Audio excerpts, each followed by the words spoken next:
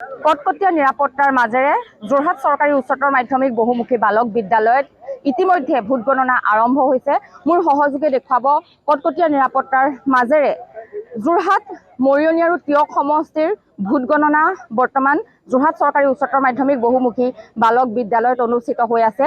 আৰু যোৰহাট জিলা প্ৰশাসনে বিশেষভাৱে চকু দিছে যোৰহাটত এইবাৰ শান্তিপূৰ্ণভাৱে ভোট গ্ৰহণ অনুষ্ঠিত হ'ল আৰু আজি ভোট গণনাৰ দিনটোতো যাতে শান্তিপূৰ্ণভাৱে অনুষ্ঠিত হয় তাৰ প্ৰতি যোৰহাট জিলা প্ৰশাসনে দৃষ্টি ৰাখিছে।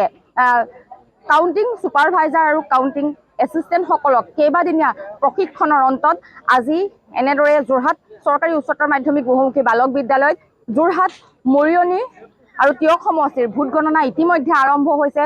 প্ৰাৰ্থীসকলো আহি পোৱা পৰিলক্ষিত হৈছে। মই কিছু মন্তব্য ল'বলৈ চেষ্টা কৰিম যিহেতু ভোট গণনা কেন্দ্ৰৰ বাহিৰতেই প্ৰাৰ্থীসকলো খুব ধুনীয়াকৈ ৰৈ থকা পৰিলক্ষিত হৈছে। আজি যিহেতু ভোট গণনা আপোনালোকো ইতিমধ্যে আহি ভোট গণনা কেন্দ্ৰৰ বাহিৰত অপেক্ষা কৰিছে, কি ক'ব? চাওক, এতিয়া আমাৰ প্ৰশাসনে যি ধৰণে কামখিনি কৰিছে আমি খুব ভালেই পাইছোঁ। গতিকে আমাৰ এতিয়া নাওবৈচা চৰাইবাহী জিলা পৰিষদৰ কাম 8টা বজাৰ পৰা আৰম্ভ হৈছে। আমি আশাবাদী ৰাইজে এইবাৰ আমাৰ পক্ষত ভোটদান কৰিব আৰু আমি আৰম্ভণিৰ পৰা যিটো প্ৰচেষ্টা দেখিছোঁ ৰাইজৰ এটা উৎসাহ, পঞ্চায়ত নিৰ্বাচন মানে পাৰ্টি চাই এইবাৰ ভোট প্ৰদান কৰিব। আপুনিও এগৰাকী প্ৰাৰ্থী নিশ্চয়? হয়, নমস্কাৰ। ময়ো প্ৰাৰ্থী এইবাৰ পঞ্চায়ত ইলেকশ্যনৰ, আৰু আমি এতিয়া আহি পাইছোঁ 8 বজাৰ পৰা সেয়া আৰম্ভ হৈছে। গতিকে আমাৰ ৰাইজৰ উৎসাহ আমাৰ পক্ষত যেনেধৰণে থিয় দিছে আৰু সকলোৱে সঁহাৰি জনাইছে, আমি ভাবিছোঁ যে আমাৰ ফলাফল ভালেই হ'ব। আৰু প্ৰশাসনকো আমি ধন্যবাদ জনাইছোঁ, কাৰণ ইমান নিয়াৰিকৈ সুকলমে কামখিনি যে কৰি দিছে, আপোনালোককো ধন্যবাদ জনাইছোঁ। কোনখন পঞ্চায়তৰ আপুনি? মই 46 পঞ্চায়তৰ। কোনটো সমষ্টি?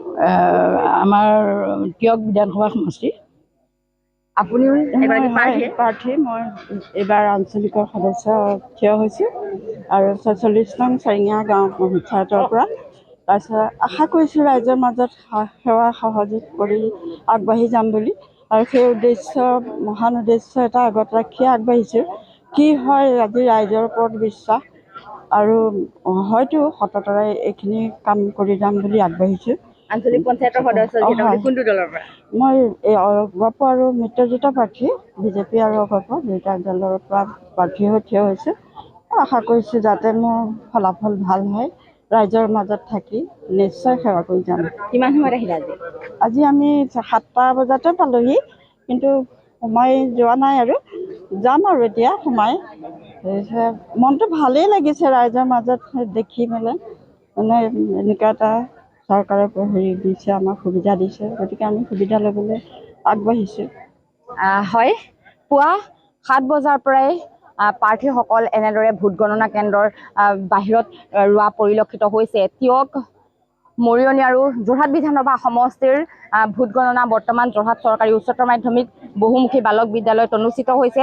আৰু যোৰহাট জিলা প্ৰশাসনে কটকটীয়া নিৰাপত্তাৰ মাজেৰে যিহেতু এইবাৰ যোৰহাটত ভোট ঠিক আছে প্ৰিয়ংকা, আমি প্ৰিয়ংকাক এই মুহূৰ্তত ধন্যবাদ জ্ঞাপন কৰিছোঁ।